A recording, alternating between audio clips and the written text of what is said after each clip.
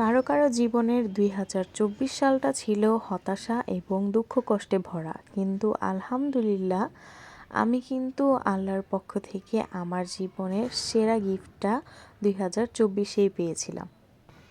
তো এই হতাশা এবং দুঃখ কষ্ট ভরা ২০২৪ সালটাকে তো ভালো মতো বিদায় জানাতে হবে, তাই না? এটার জন্য আমরাও কিন্তু সবার মতো করেছিলাম বারবিকিউ পার্টি। হ্যালো এভরিওয়ান, আসসালামু আলাইকুম। কেমন আছেন সবাই? আর সবার ২০২৪ সালটা কেমন কেটেছে অবশ্যই কমেন্টসে জানাবেন। তো এখানে হচ্ছে মুরগিটাকে সুন্দর মতো কেটে তারপর পরিষ্কার করে এটার মধ্যে হচ্ছে প্রয়োজনীয় মশলাপাতি সব কিছু দিয়ে দিয়েছিলাম। আর প্যাকেটের গায়ে যেরকম লেখা ছিল সব কিছুই দিয়েছি, আর সাথে হচ্ছে আমার কিছু সিক্রেট মশলাও দিয়েছিলাম। তো এরপরে হচ্ছে এটাকে ভালো মতো আমি ম্যারিনেট করে ২-৩ ঘন্টার জন্য রেখে দিয়েছিলাম। আর মাংসটা কিন্তু সুন্দর মতো ম্যারিনেট হলে খেতেও অনেক ভালো লাগে।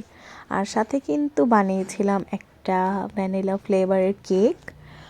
আগে থেকে আমি ভেবে রেখেছিলাম একটা কেক বানাবো, কিন্তু ভাইয়া আমাকে বলতেছিল যে আজকে একটা কেক বানাও, তো তাই ভাবলাম যে না থাক, বানিয়েই ফেলি।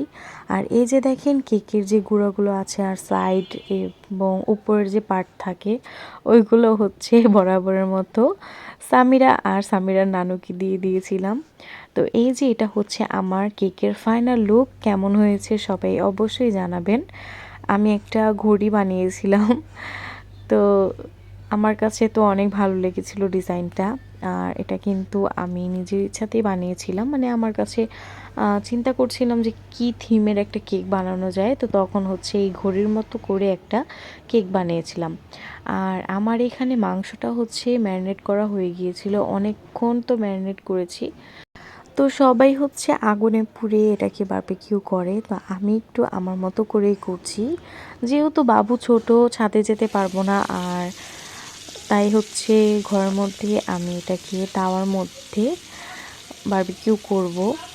তো আমি হচ্ছে তেলের মধ্যে এগুলোকে ভালো মতো একটু পোড়া পোড়া করে তারপর ভেজে নিব, মানে যতটুকু আর কি ভাজার দরকার হয় ওরকমভাবেই করে নিব।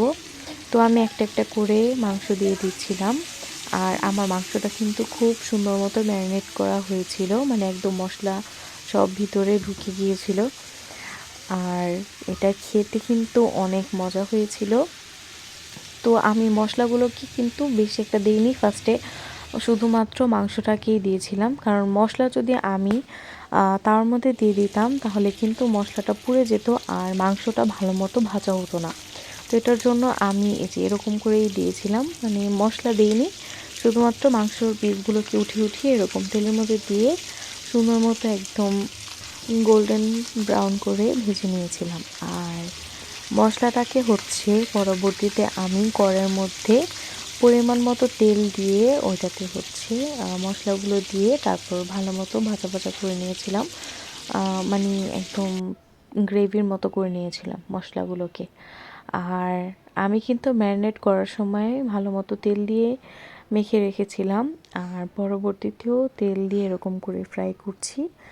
তো এই যে আমার বারবিকিউ করা কিন্তু শেষ হয়ে গেছে, দেখেন এটা হচ্ছে ফাইনাল লুক মাংসটার। আর এই যে বলেছিলাম না আমি মশলাটাকে আলাদা করে হচ্ছে সুন্দর মতো ভাজা ভাজা করে নিয়েছিলাম যেন পুড়ে না যায়, তো মশলাটাকে সাইড থেকে দিয়ে দিচ্ছি।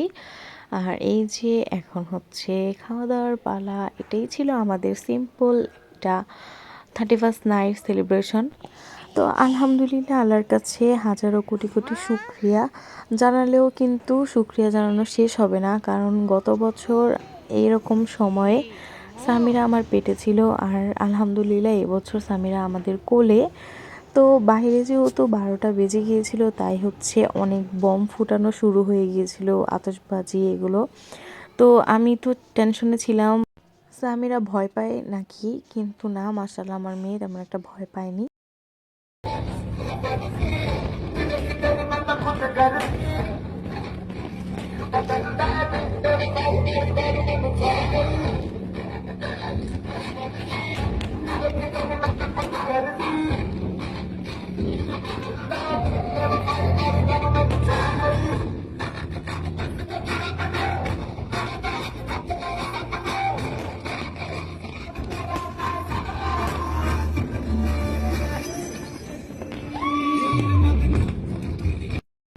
অনেকক্ষণ আতশবাজি ফুটানো দেখে তারপর হচ্ছে আমরা কোক খেয়েছিলাম।